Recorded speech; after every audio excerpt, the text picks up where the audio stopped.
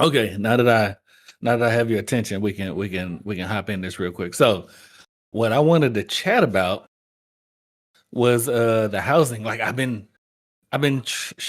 thinking about trying to just bring that up and see what everybody kind of thought about it now that they've progressed a little bit more, and I'm liking the way the housing is going.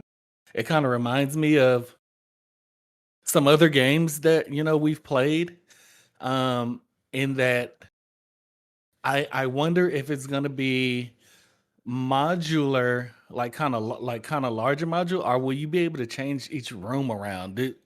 Have y'all heard anything on that? I Uh, haven't been following it, but I am curious to what the updates are. I haven't been following any of the recent updates, but the last I saw, you would craft the one room module, right?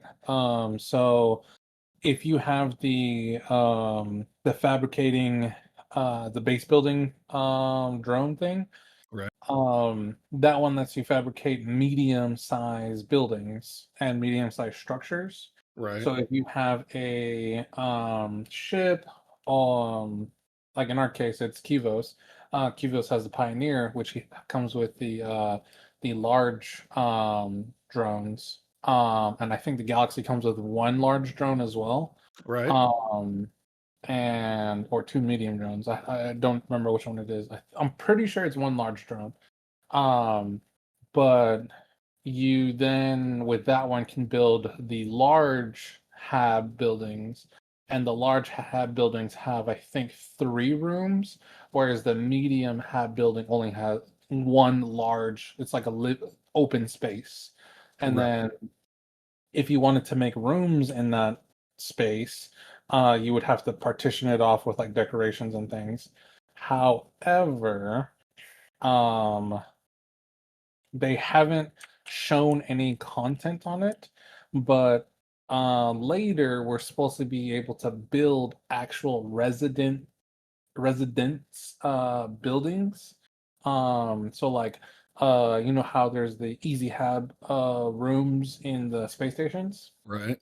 We're supposed to be able to build apartment buildings like that, that have multiple rooms per floor, multiple floors, so that way people can stay at your base, provided they have permission to do so. Like, I don't know how they're going to go about it, but one would assume that they would have to be charged rent or something, right, to stay at your base. And then access to the base would be revoked if they didn't pay. Um, so that's one aspect of it, I Okay, I believe. like that. I mean, I like that idea of the like kind of have buildings, but I bet you they're gonna have both, right? Like you're gonna be able to like the larger we get, the larger like land that you claim. At some point, you're gonna be like, all right, y'all, we need to build an apartment complex because Yeah. you're probably gonna have people who like, okay, I don't want to live at the org base, right? I want to live out in the verse, so I'm good with just having an apartment here. This isn't my main. So that's kind of why that from a org standpoint that I kind of like that. I like that option. See, I like the potential to create an Oregon neighborhood, where everyone has their own little hab house. Right. That would be cool if, in my mind. Yep, and then you can build roads and things. Yeah. So realistically, I think since Kivos has the Pioneer, and as far as I know, nobody else has one. I'm getting it. Uh, I'm getting it. I'm just waiting. I'm getting it. okay, so Lock me in.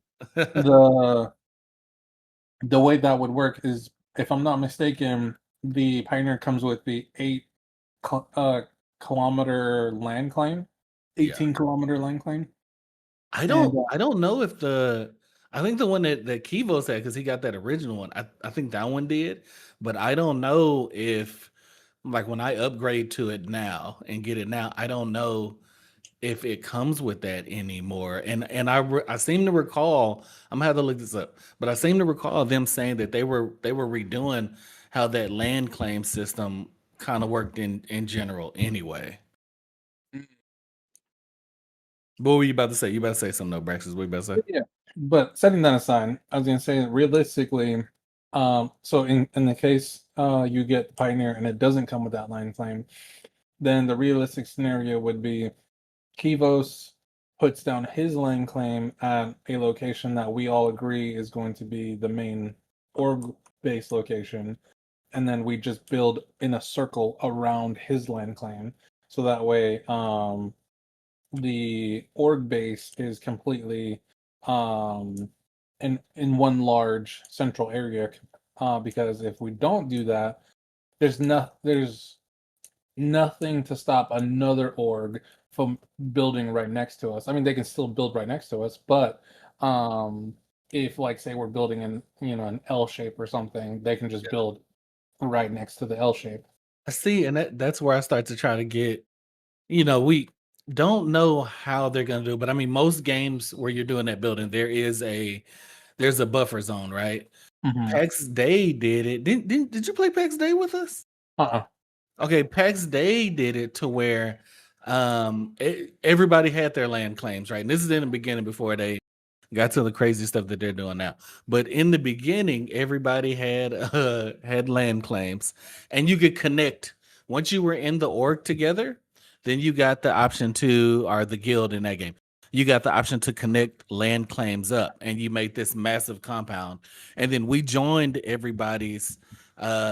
Like basically, what we would say is, okay, you put down your land claim, you put down your land claim, and you can build whatever you want in your land claim. But then I came in and I put like some, I'm gonna say HOA guidelines, right? HOA guidelines. You have to connect to the main road. Like I created a main road, and everybody's house basically had to connect to that main road, and then everything else you just built on your own. And I wish I had a nice video of it. Now they took it too far after that because this was crazy. So PAX Day, everybody, you bought the game. I think you got the larger package. And the largest package came with like 4 land claims or something like that, right? And then later on, they turned it around. After you've already bought these, they turned it around and said, hey, if you have land claims, we've decided that when you put your land claims down, there is a subscription fee for each one of those land claims. So if you had bought the largest package at 100 and you're like, oh, I got it. No, that's not the case. You're still gonna have to pay you a fee monthly. I thought that was so crazy. I was like, oh, they made a mistake. Oh yeah, that's a quick way to get sued. Yeah, because it's like, well, wait a minute.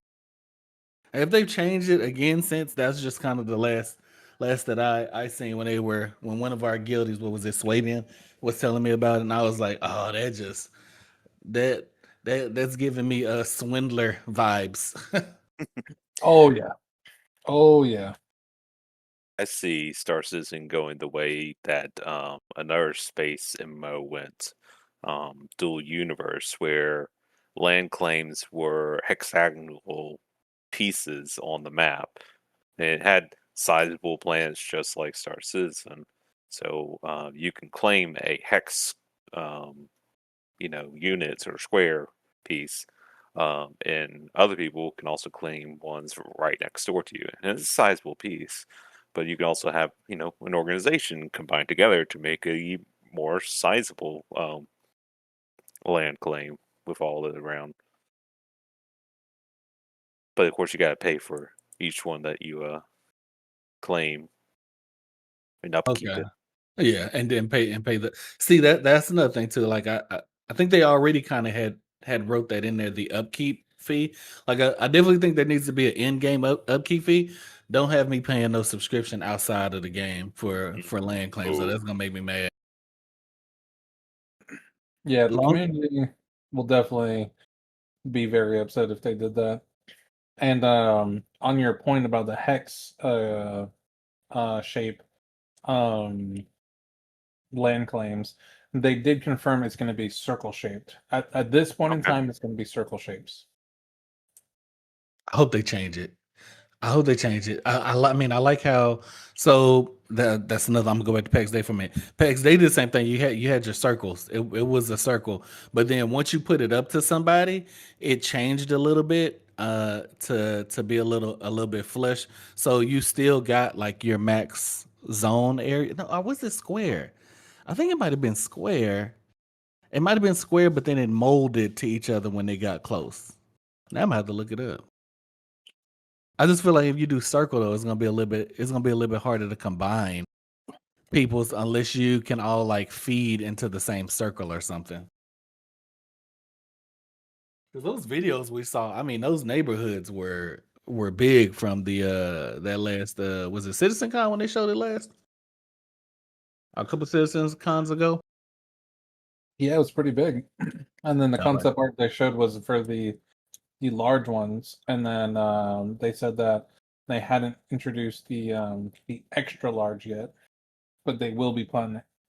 They do plan on adding the extra large ones. yeah. I think everybody's gonna be the same too, kind of like same mindset. Like I think every org is gonna. I'm glad the planets are so freaking huge, but they're gonna, everybody's gonna settle their main base in a UEE control system or some system that has really good protection on it. Like I do think people are gonna have bases in like the lawless zones, like Pyro and stuff, just because the resources are supposed to be a little bit better. But it's not gonna be their main base. It's gonna be like a secondary or tertiary base that they have out there to gather and stuff.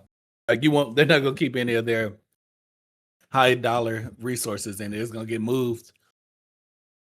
That's gonna be big business.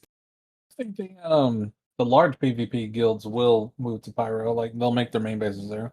No, I think they will. I think they will, but I think they'll have like if you have like a vault base, like I think their vaults is gonna be in safe territory, right? They'll be like, all right, our main base is in Pyro, but then we want a bank base somewhere else that where their most valuable stuff can't get hit. That's what I Definitely, would do. That's what I would do. I definitely see bases being built in Pyro just for stockpiling mining resources and the like.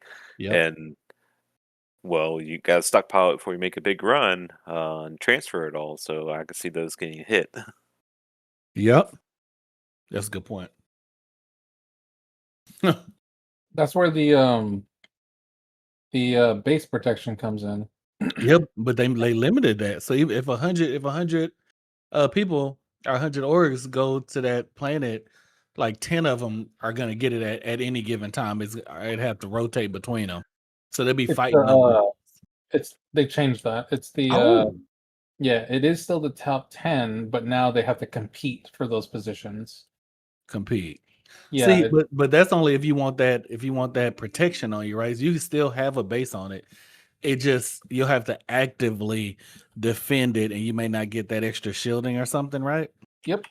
It's Yeah, base immunity. It's just complete blocks all yeah. damage. That's gonna give some good. I mean, that's gonna give some good content. But I still think like irregardless if it's 100, like you're still gonna see. All right, we're not the top 10, but them other 90 are still gonna be trying to put places there because they're still gonna want that loot and stuff. And again, it's gonna be hard to find everybody's bases anyway on these huge planets. Like you're gonna have to really be pinging around and really be hunting. I mean, you're gonna be able to do it, but you know what I mean. I think it'll be a lot easier to find than people think because right now we only have 3 systems, and base building's supposed to come with 4.8. Yeah. 4.8 supposed to come with uh base building, right? And so Wait. Was that a guarantee? Was that a guarantee? You sure? yeah, that's what they said in the last Star Citizen Live. They did. You're right. You're right. So that being said, with the 3 systems that we got, and Nick's not even done yet. So the amount of places that you can put bases on is what is it? It's Daymar, Selin, Yella, Aberdeen, I can't remember what Hurston's other moons are called. Right. Ariel and Magda. No, Magda's a system. Um, but Yeah, there's 3 on Hurston, and then there's 2 on ArtCorp, and then 3 on Microtech. And Okay. then for the main uh places, so like Hurston, you can build on actual Hurston surface. I think technically you can build an ArtCorp surface too. There's a couple areas where you can build. Crusaders out completely, because it's a gas giant.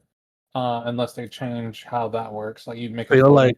like I feel like you'll still have those planets like that, but it'll be like a different type of facility, right? You'll have to build a special type to be able to put something in low atmosphere or put something on that planet if there's a Yeah, rock. yeah, I that's don't what know. I mean. Yeah. Um, so like unless they introduce something unique for Crusader, Mm. to build the base on Crusader, Crusader's just off the table. So that leaves Hurston and its moons. Actually, no, you can't even build on one of Hurston's moons. The one that has Klesher Prison on it, you can't build. You wouldn't be able to build on that one. Mm. So 3 moons out of 4 on Hurston, and then Hurston itself. And then you got Microtech, which has all 3 moons, and the planet itself, which you could build on. So more than likely, most people are going to go to Microtech and ArtCorp's moons. Um, there's probably going to be a couple people that go to Hurston. Um, but I don't think there's going to be a lot, just because aesthetically, Yeah. Hurston and the way it is, I don't think appeals to a lot of people. Mm. But because of that, I think that because it's first come first serve, Microtech's going to get taken first, and then ArtCorp's going to be taken, and then the people who didn't choose Crusader from the get go um, will choose Crusader, and then everybody else who didn't go to Pyro or Nyx will choose um, Hurston because they have to. But that's just in the Stanton system, right? So Yeah. there's still Nyx, there's Yeah. still Pyro. Um, and as far as I heard, Nyx is actually going to be in the same boat as Pyro. It'll have that same base immunity thing. So it'll be the top 10 orgs that contribute to it. Oh, it's gonna be like you think it's gonna be like Pyro? No, they confirmed it already. They did. Okay. Yeah, yeah. So Nyx and Pyro are going to be in that same boat. And let's see. And so that's what it comes down to is like how into PvP are you? Out in the PvP. Yes. Because if you're not into PvP, then um you that limits where you're building your base at. It literally means you're building your base in Stanton. Well, see, Because I think that's what I was saying earlier. I for sure think our main base is going to be in a UE controlled in controlled area, right? And then we're gonna have a secondary tertiary base that is in these other locations, right? So we can do that, and we can have access to those resources. And I'm honest with you, I feel like every guild is gonna do that. I don't think that you'll see any guild that main base is in one of those locations. I think they're I, all gonna have in the safer area. Now they may hang out and work more at their base in the PvP one just because it's gonna you're gonna want to move more, but you're not gonna leave your resources. I mean, why would you when you can have free protection when you move your stuff back to Stanton?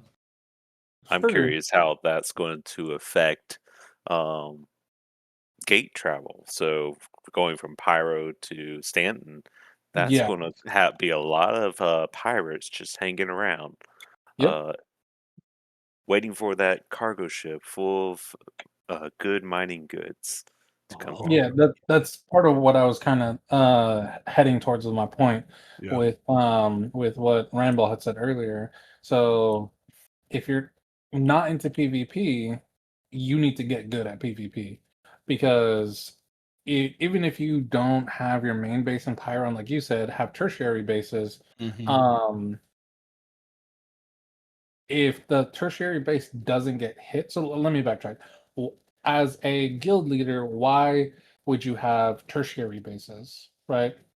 I would Because I would call them like forward outposts, right? Because if you're like, oh, think of what game just came out that was like that we were just playing, the sand game. What was Dune. it? Dune, yeah. So you would have your base in the Haka Basin, but then you would put one out in the PvP controlled area just because it's easier to have a point of return and things like that, right? That's where my mindset goes in. It may not be as fleshed out as your main one is that's really housing all of your stuff. Um but it's where you're gonna all right, guys, we're going out to this base. We're making a forward base that's gonna be able to protect us while we're out here. We're gonna get our mine and we're gonna get everything done. And then when we're done for the day or the week, all right, once a week, it's like a cash draw at the one of the grocery stores. We hire Brinks. Brinks comes in, transports all our goods back. Because I was even thinking that because Abraxas, you make a great point. You're like you got to get good at PvP. But I think what's gonna happen is you're gonna have somebody who's good at PvP, and I'm just talking generally, not even like specific to us. I'm just talking generally speaking. You're gonna have these orgs that all they want to do is security. You need us to help you bring your goods back. We got you.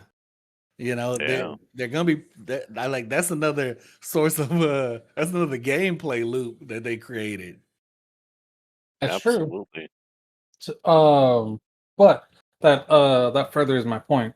Why would you have a tertiary base if you're a small org?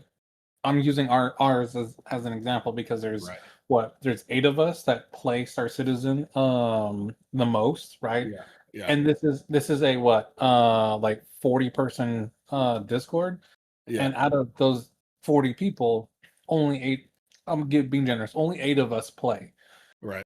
So logistically, all 8 of us cannot be on to defend a tertiary base, right? Right. So if in terms of gathering resources, so say in a perfect world, we get the blueprints for the automated defenses, right? Yep.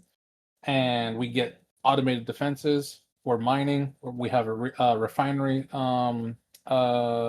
building, so we're depositing the raw material to refine it to get the high end material. Hmm. A large so and this is the reason why it works in Dune and why it probably won't work here. The reason why it works in Dune is because the player servers are capped at 50 players, right? Oh, I get what you're about to go with. Yeah, I get Yeah. you. So the problem with Star Citizen and that mindset is that small orgs are vulnerable to saturation attacks, right? Right. So if a and going to the content that we have currently, if you remember, any ship can drop bombs now. All you have to do is buy the bomb module for your ship, right? Right. So even a mid-size org can go after large-size ones with saturation attacks. So a sufficiently well-planned org can just take out just about anyone, and they don't need to destroy the base. They just need to get into the uh inventory, right? The storage. Once they get into the storage, they're out. They don't need to destroy the base. Yeah. And for an organization like ours, where there's only 8 of us, say we're doing that. We have a tertiary base, Ranbal, Call, and a couple of other of us who mine. Um, say we've been stockpiling a bunch of resources. There's just one time period where for 16 hours we're not online. another org sees the base. They wait a couple hours. They don't see any movement. They're like, all right, let's hit it. They hit it. Boom. A week's worth of resource gathering gone instantly. Um, so and if we're not doing that, on the flip side of that, if we're not putting a tertiary base and we're going through the gate that goes towards Ranbal's point, pirates hanging around the jump points, right? There are only set jump points in the game. So it's not like we can just go a different route. Technically you can go through like What? Nick and then go to Stanton if you Yeah. want to go that way. But the amount of routes you can take are limited. Let me look this up because I think you make a good point there with people will camp that. So I don't think they're going to I think they're going to have like a sphere of influence where it's gonna have to extend out. I don't think they're gonna allow people to get ambushed at the gates as bad. I know they do something in Eve where you have like a timer where you can be tactors. I'm gonna look it up real quick. As of right now, there's nothing that protects you from the gate or near the gate. And as far as I know, they haven't said that anything was planned for gate defense. The sphere of influence for safety only extends to the station. Outside of the station, there's like a 10 to 15 kilometer range, which isn't very big, around the gate where you can still get attacked. Now, if you're a pirate, so if you're attacking on the pyro side, there's no sphere of influence from, I think it's Ruin Station is the closest one to the Stanton Gate. There's no sphere of influence, so you can just get attacked while you're waiting to go through the gate that way. Right. Now, if you're going through the other side, you have that 10 to 15 kilometer range. Granted, they can still attack you. However, the station's defenses will offer help, and if you have, security org helping as well, you got the support on that side. And with the tactical groups that they just announced, it makes it easier to run multi-org ships in a flight group together. Yeah. So that is an aspect, and I think for us and our current size, I think that would be the best bet. It will take longer to move material. However, the sooner we get into that, the more material we'll be able to move more frequently compared to trying to put effort into building a base Yeah. and trying to defend it when we could work with one or multiple security orgs, right? We get familiar with them. They build up their numbers, their org numbers. We build up our org numbers, and we facilitate a growth relationship with them to the point where we all grow big together. And then it might even get to the point where we're farming so much materials that we can start offering them materials as payment rather than UEC. Well, that gets me to a good segue then. So if you're listening to our podcast here, we obviously need more members. So help us go from small to large. Come join Ronin Elite. We need you.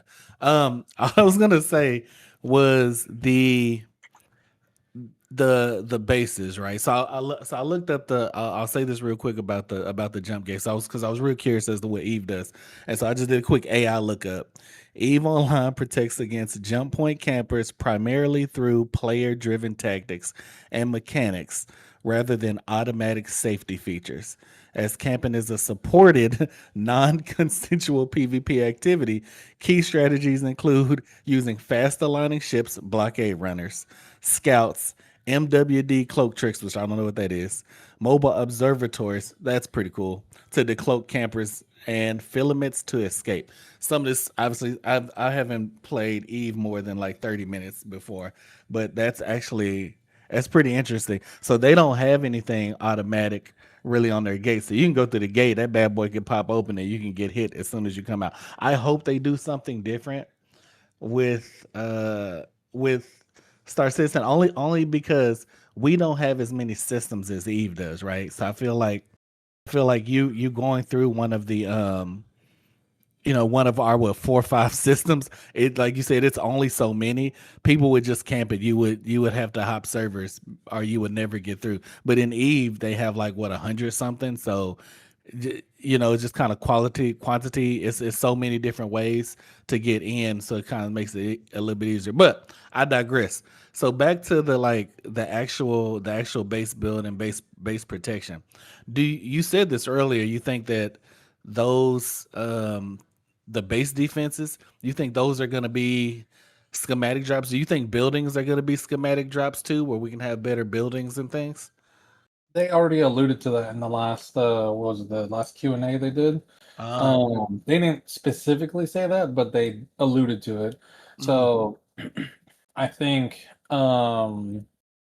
there will be base defenses that you get automatically. Like if you get a wall blueprint, right? A base defense wall. yeah, It'll probably grant you like, some form of like anti-air uh emplacement, something like that. But I think there will be dedicated because they want to go in a direction where everything is in a blueprint form, right? So like when 4.8 drops, um they I just want shared a mission with y'all. Sorry, I didn't mean to do it, but I just no, shared no a worries. mission with y'all. So they want to go into a blueprint focused direction where everything in game can be earned in blueprint form, right? Right. So that leads me to believe that either there will be a type of wall blueprint that you can get that has the AA emplacement on it, or if not that, you will get a separate anti-air turret emplacement blueprint.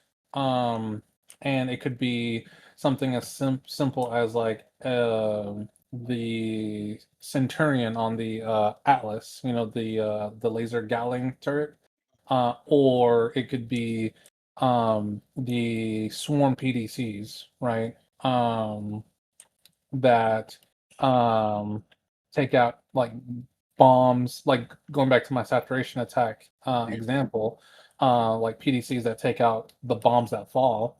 And then there could even be one that has uh what is it, the Hornet, the missile PDC, the one that just shoots a bunch of missiles out. um I like the idea that they're gonna have that they're gonna have schematics. I don't think they're gonna have better or worse schematics, like different level, like blue, green, purple, whatever, just different levels. Because I think if like it's gonna be that base schematic, and what's gonna make one better than the other is the materials, because they seem to be going heavy into the different types of quality. And I bet you instead of having I'm just gonna say a wall. Oh, there's a gold level wall. There's a rare wall. I don't think that's gonna do that. I think it's gonna be based off of the materials that everybody puts into it is gonna be what makes somebody's wall better than somebody else's wall. Just Definitely seems to be a focus on having multiple career pathways pour into the efficiency of your base. Like having a mining that is going to focus on that mining, get good quality items, but you also have the more mercenary side of things that gets the blueprints, and salvaging that gets the raw materials you need for construction. Seems like they really want people to diversify their crew to contribute the most to base building. that's a good point.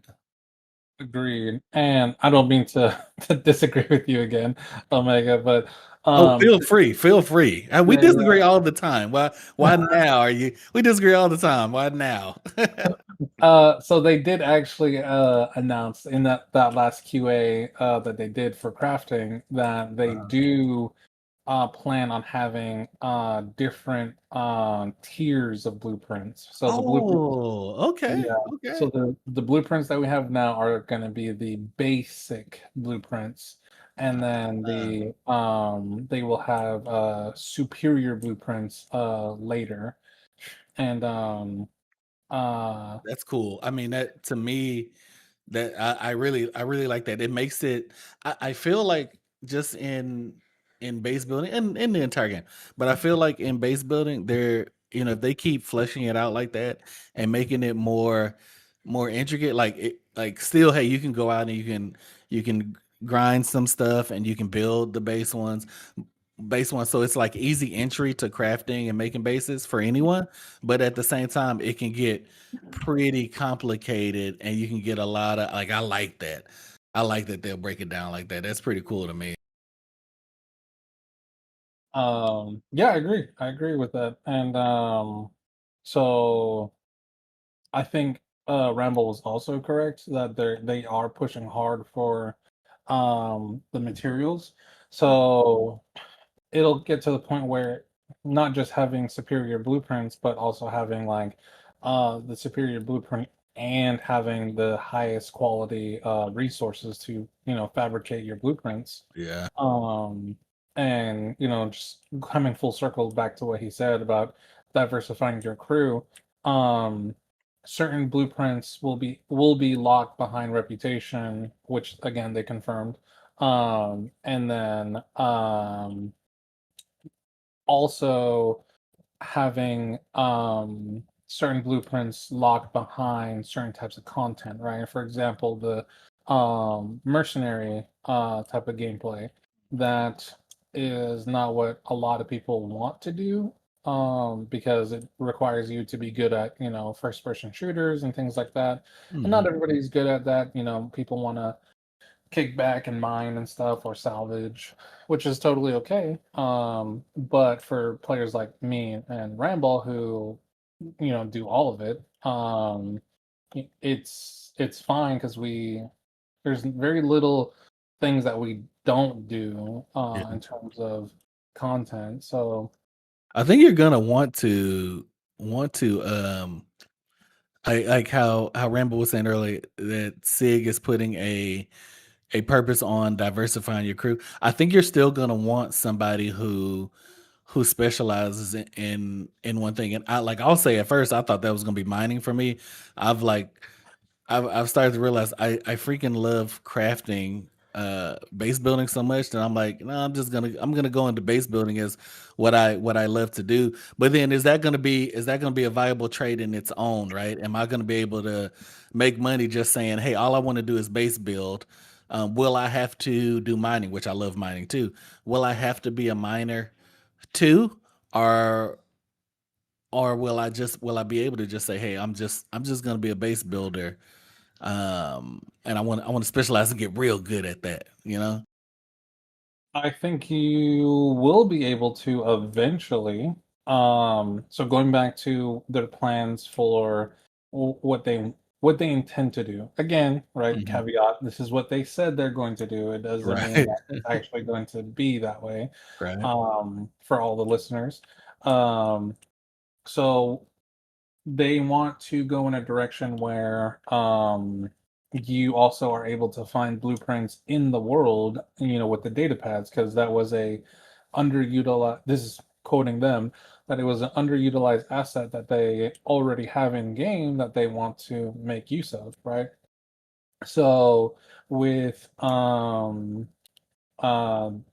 with that being said, if there are base building blueprints, um, then on those data pads, realistically, your org could facilitate giving you those base building blueprints. So you in the org have all of those blueprints for base building, right? So it could get to the point where small orgs or even large orgs don't have specific blueprints and they're just unlucky with the roles and stuff.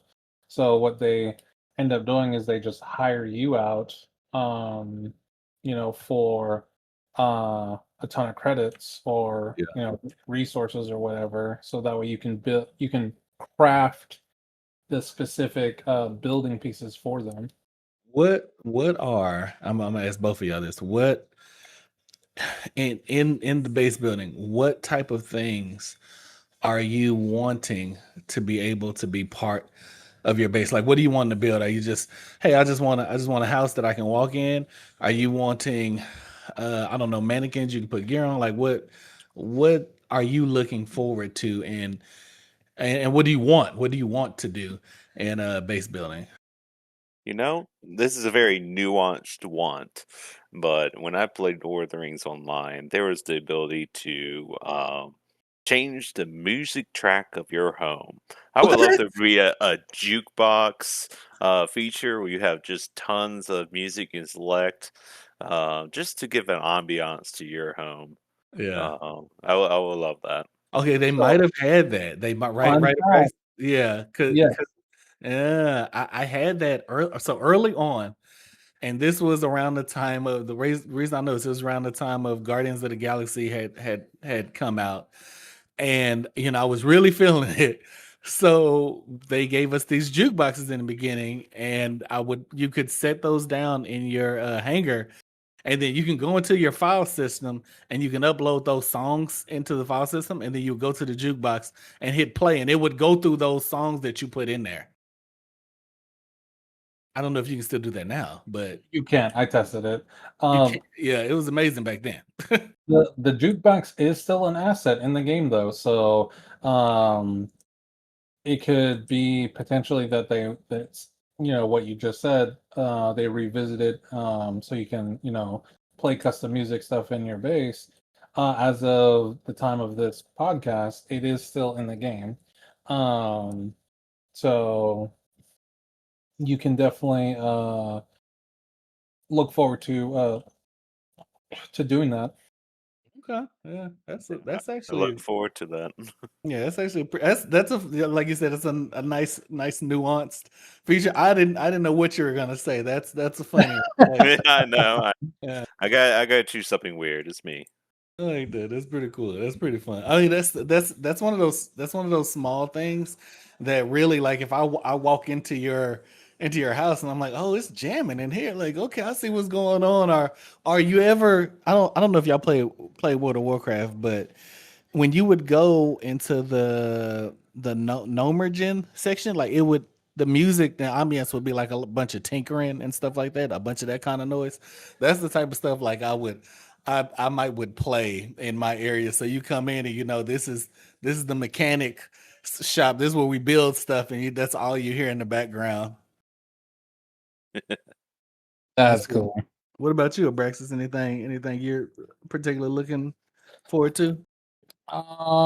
That's a great question. So my thing is, I'm all for the privateer's life, right? You know me. I'm a mercenary to the core. Right. And I already live off of my ship. For my daily needs and necessities and stuff like that. So if I'm going to have like a base, and we'll say it's the main org base, right? Mm-hmm. It's going to be somewhere I can come back to. So I'll probably put like some trophies there, things like that. Stuff that I could just role play, honestly. That's probably realistically I would use it for. But outside of that, I probably wouldn't use it too often because like I said, I live off my ship. I buy storage crates that have food in it, medical supplies, things like that. Like I live off of my ship. Um, and um, there would have to be like some major reason why. But you probably just want and see, and I think what you'll probably just want is a place that, okay, you can land at and do some things at, but for the most part, you'll probably live out of your hangar, won't you? Pretty much, yeah. Yeah. The like I have the Polaris, and I've run like a series. Like if the servers aren't gonna mess me up, I live off of the Polaris like for very long periods of time. And um even now, that's what I'm doing as well. Um, like in the cargo bay, I have my fabricator. So, um, like for all the specific things that I can craft and stuff, I can just, craft it there. And if I need specific resources, then I'll just bring like a rock. I don't think the vulture fits in the hangar. Um, but Yeah. I can actually the golem fits. So I could probably just buy a golem Yeah. with how much money I make doing mercenary stuff. Yeah. I could probably just buy a golem in game. I And absolutely think that they're going to provide like you the ability to do that, right? I think that's that's probably one things they're going to guarantee. You're going to be able to live off of your ship. Now but I bet you that's why I'm saying I don't think the base building will honestly just be limited to the surface. I think you're going to be able to customize that Polaris so much just the same, adding things on there, putting stuff in there that your doggone well will almost be able to customize it just as much you can based on land. See, one mechanic I think that might pull people towards utilizing bases is the ability to repair your ships at your base, like collect your own salvage and set up a repair bay. Because I think those repair costs are going to get pretty high. Oh yeah. Um, and when you can't just claim your vehicle for free, uh, having that repair oh bay yeah, would they are be, going to be reworking insurance. So yeah, you won't be able to just claim your ship again. Yeah. yeah. That I think you just got onto something there, Ramble. Yeah, I and I think that's the play loop that I think is currently undervalued that will become important in salvaging, because you're going to need those raw materials for base building, but also for making sure your ships are up to snuff and repairing things that might get damaged in a base attack. Right. You're right. You're right. You're gonna wanna okay, I don't want to spend the money to hit the nearest hangar, hangar nearest spaceport. I'm gonna go back to my base. I already have my materials there. I'm gonna repair it myself using my own materials, my own bots, and I'm not gonna have to pay, $1 million. Oh, especially Abraxas, especially rearming yourself, right? You're gonna want to make your own missiles because they cost so doggone much. You're not gonna want to go to a space station and buy them. You're gonna want to go back somewhere and just and craft them and slap them right in there. That's a good point. I think you're right, Sure. Rambo. I think Especially you're right. with those size 8 torpedoes that the Polaris fires. Oh man. Those things are expensive. It's like 1.5 mil per torpedo. So if I could craft them for cheap, I think I will. But I don't use the torpedoes unless like we're showing off guild stuff or org stuff, right? Um, so that's usually the only time that I fire them. They're kind of just there, to be honest. Like I don't have a dedic.